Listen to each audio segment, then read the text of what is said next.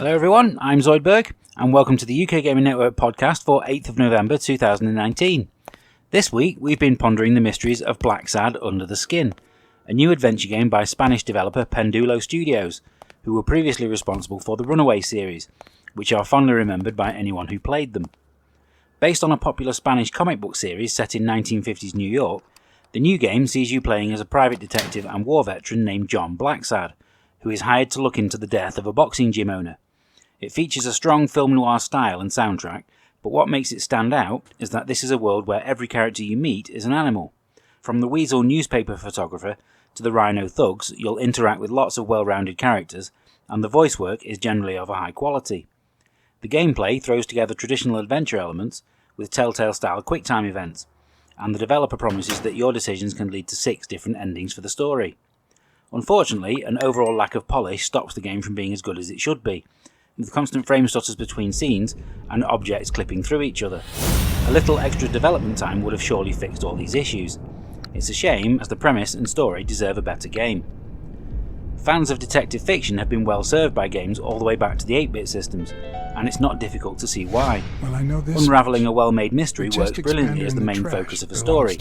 Whether you're playing one of the many Sherlock Holmes games, trying to solve one of Professor Layton's puzzles, or stumbling into a far-reaching conspiracy like Broken Sword's George Stobart, it's been proven to work time and time again. For this week's Top 5, we're going to talk about some of our favourites. Games that manage to both thrill us with their stories and entertain with their puzzles. Number 5. Interpol: The Trail of Dr. Chaos.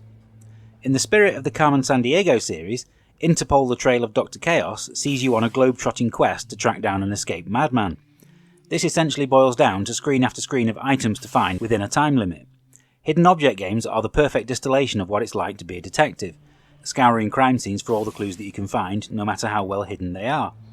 This was the first game to truly hook us into the genre, and it holds a special place in our library as a result.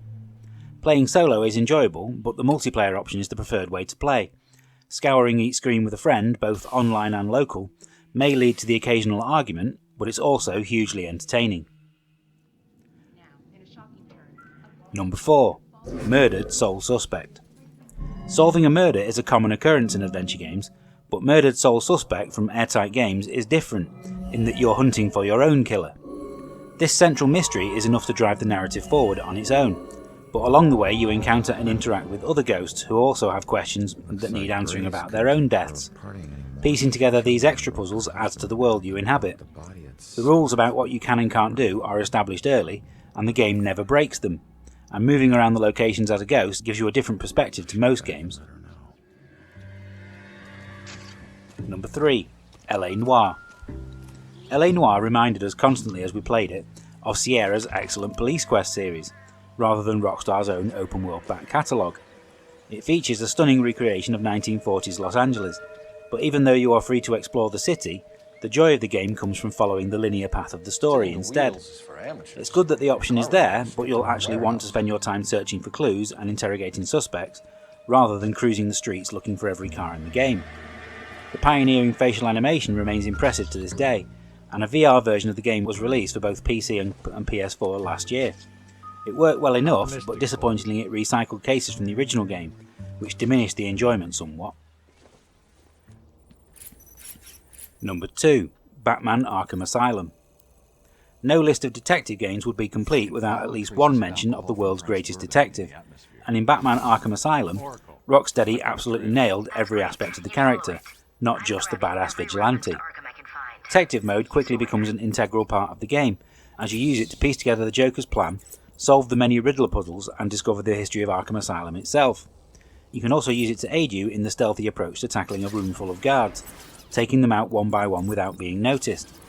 At the time, no other game had come close to make you actually feel like the Dark Knight, and its 2 sequels, Arkham City and Arkham Knight, were great too, even if they essentially just repeated what worked well in the first outing on a larger scale. Number 1. Sam and Max Hit the Road. From a celebrity vegetable museum to the world's largest ball of twine, the locations in Sam and Max's first gaming adventure are almost as colourful as the characters themselves. Sam, a supremely calm canine PI, and Max, his homicidal rabbit sidekick, have provided gamers with more genuine laugh-out-loud moments than we'd care to count. Hit the Road is peak LucasArts, right up there with the Monkey Island games and Day of the Tentacle, packed with fantastic puzzles and humour, but crucially its core, a missing persons case involving two of the main attractions from a local carnival, is always intriguing and has a satisfactory conclusion. Telltale brought the characters back for 2 seasons of standalone adventures, which were very entertaining, but they were never quite as good as this first game. Now it's time to look at the week's new releases with our reviews. I'd never really gotten on with the original Luigis Mansion, but playing the third entry has made me think that maybe I should go back and try again. Instead of a mansion, this sees you exploring a huge haunted hotel in search of your kidnapped friends, and it shows off the ingenuity of Nintendo and Next Level's designers, with every floor offering up a new environment to explore. But what makes the game a joy to play is Luigi himself. The way he interacts with the world is a masterclass in character animation. He shivers in fear and jumps at the slightest noise constantly. You'll never look at his Mario Kart death stare in the same way again. The game would still be great even without all these little incidental touches, but with them it just elevates it to another level. There's more than enough variety to keep you playing, the puzzles are the right side of challenging, and even the multiplayer options are better than I expected.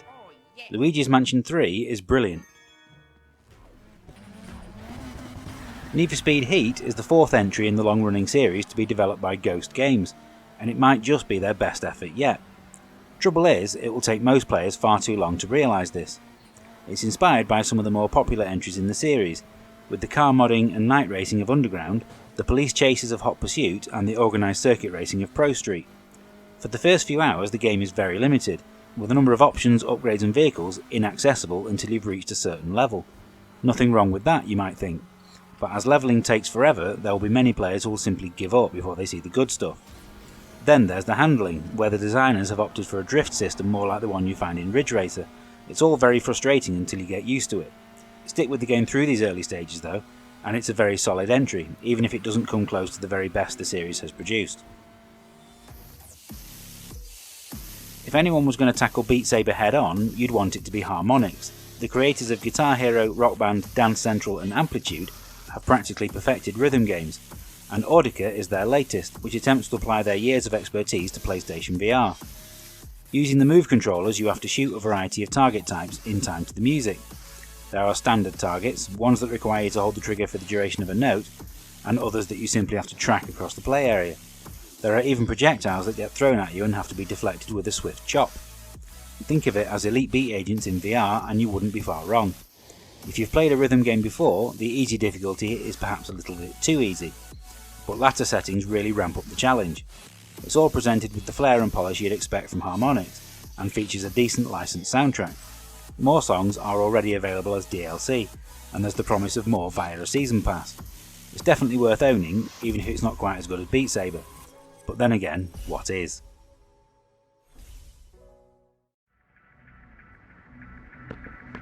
Before we go, there's time for our retro game of the week.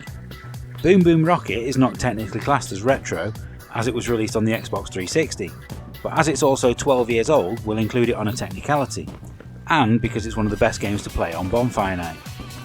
Developed by Bizarre Creations, creators of Geometry Wars and Project Gotham Racing, this is a rhythm game for Xbox Live Arcade about detonating fireworks in time to music by simply pressing the correct button. It's as simple as that, but thanks to a fantastic selection of tunes, each a variation on a famous piece of classical music, and a nice selection of play options, it's a game that anyone can enjoy, regardless of their skill level. There's even a freestyle mode that removes the need for any timing, and just lets you create amazing firework displays at your own leisure. It's actually an incredibly relaxing way to play. If you fancy playing this game, it's available on Xbox One as well, in the backwards compatibility section of the store, and it's well worth a look. Time to end this week's show now, and we hope you enjoyed it. Make sure you like and subscribe if you did. Please let us know in the comments about your favourite detective games and why you like them. We'll be back next week with a new release packed show where we should be reviewing Death Stranding, Mario and Sonic at Tokyo 2020, and the brand new Professor Layton game on Switch. Come back next Friday at 7 PM to find out what we think. Until then, you can follow us on Facebook, Twitter and Instagram at UKGN Network. Thanks for listening, see you soon.